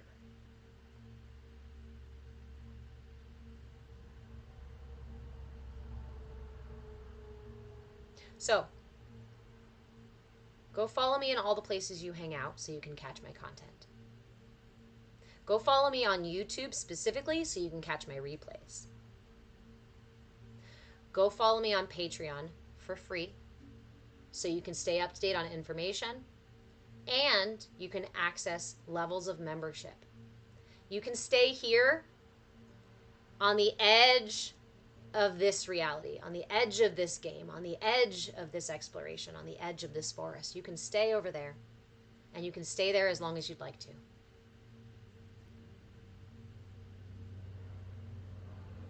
But when you're ready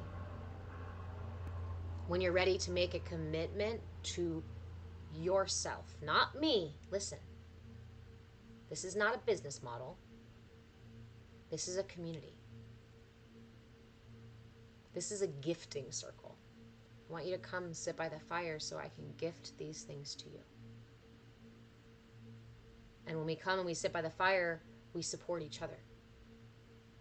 We add things to the fire so that we can take care of each other and ultimately ourselves. I am teaching the tools to do that in our CAYA community. CAYA, C-A-Y-A, stands for Come As You Are. Because your authenticity is the purest expression of divinity. Of the divinity that flows through you and everything else in the universe. It is your truth, it is your purpose, it is your fulfillment, it is your morality, it is your guiding light, it is your safe harbor, as well as the vessel that will carry you through every single storm. So, there's only so much available here on social media, especially since what I'm sharing does not help capitalism, so capitalism likes to take down what I'm sharing with you guys. So, to get the real meat of it, come in to the Discord. We have a free link to join the Discord on my Patreon page, patreon.com/movewithchange. If you would like me to just send you the link to the Discord to get in for free, you can also just send me a message. Once you're in there, you can explore what these different levels of membership look like, and you can come in deeper into the sangha, into the temple, or you can stay wherever you feel most comfortable. I also need some video editing, some tech support, some mods. I have jobs to fill as well, so if anybody would like to trade, has these skills and time to do them, and would like to trade for your membership, then please come in. I value your exchange more than I value your dollar. So if the dollar is something that keeps you out, reach out to me, please. You'll never know until you ask. But I do ask that if you are able, know that it supports me in continuing to give this stuff for free, in continuing to be able to teach the classes I teach, and to do this full time. If you also just want to toss a tip in the tip jar or support me on a regular basis, there are options on the Patreon page for that too. If you have any questions or concerns or would like to debate any of this information, feel free to just send me a message. I love to chat more. And I answer a fuck ton of questions for free. As I said, this is not about me becoming rich. This is not about me selling. What's the whole thing of like selling, dirt to farmers or something like that? Like, I'm not trying to, there's no bait and switch here. There's no gimmick here. I am at Move with Change on all the places. At Move with Change on YouTube and everywhere else.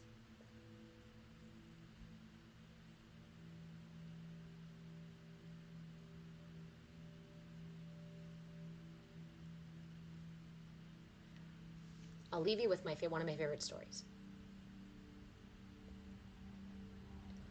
I'll try not to cry during it though too, because it just now sparked. Okay. Shh. That's for your personal exploration later, not for now on the live. Put it back in my pocket.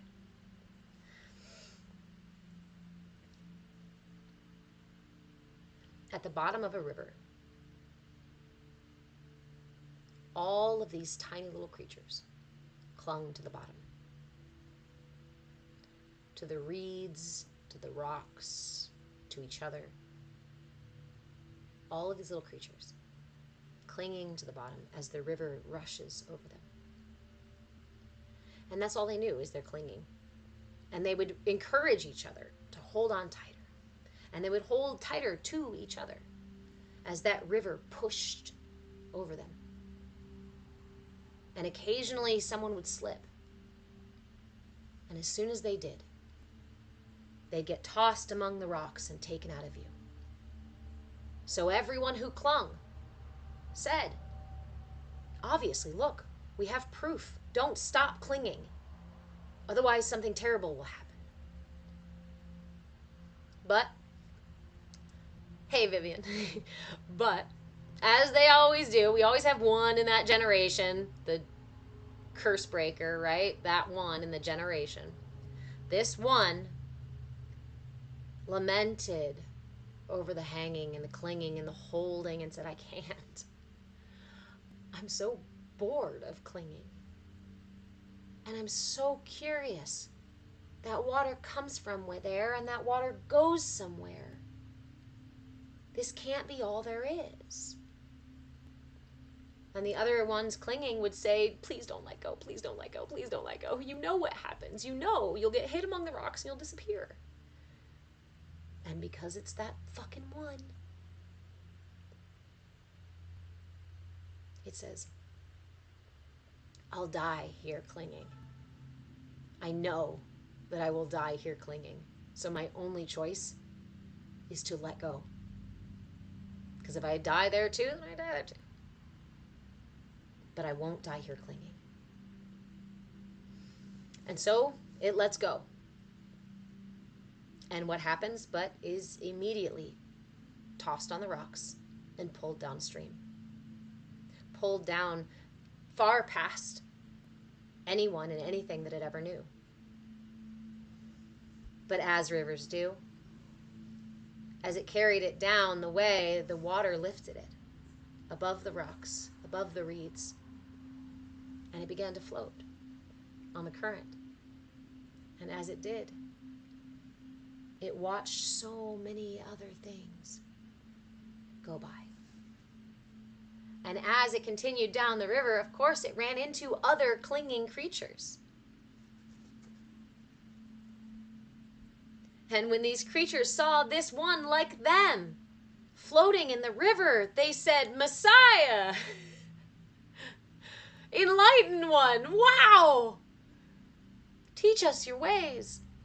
And this one said, no, I'm literally just like you. You just have to let go. Just have to let go.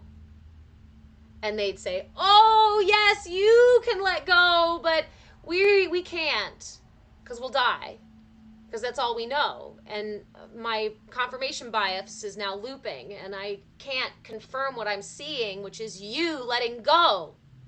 And I can't believe what you're saying, which is, if I let go, I will lift like you too. No, I'm going to convince myself otherwise. I'm going to stay here clinging. And that one, the river took it. The river would take it down. Keep taking it. And the little creatures on the bottom would tell stories for generations and generations and generations about that one Messiah. Forgetting the fucking point. Let go. Yes.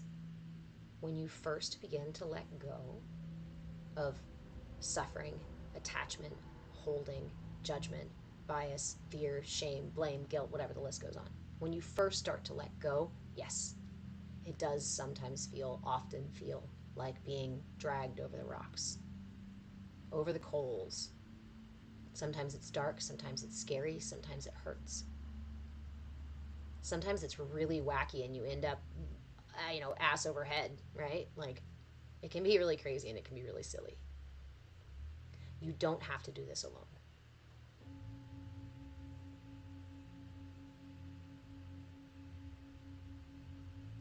Go join the Discord. If you want to do this work, go join the Discord. You can dip in your toes, and if you don't want to do it anymore, you can go, never mind. But if you dip in your toes and you go, oh, that was nice, then there's space for you in the Sangha as well. All right. T-Man. You're all alone for this. We can choose, my friend. It can be really hard to choose to let somebody be with us, to accompany us on our journey. But you are never, ever, ever completely alone. It's all about perspective. And that is about your attention, is about curiosity and willingness. That is a skill you can cultivate.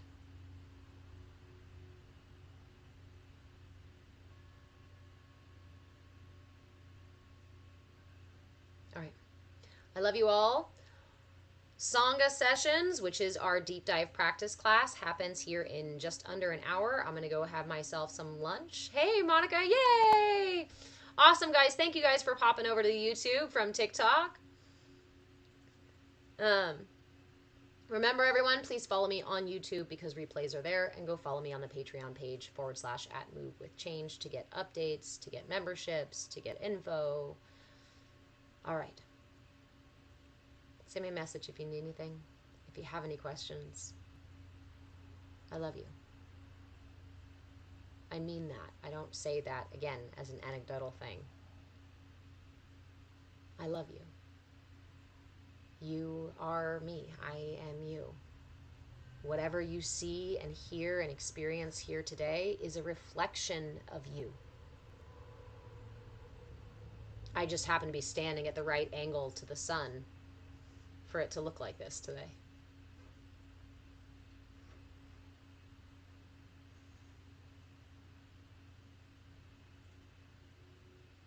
Go approach one thing today.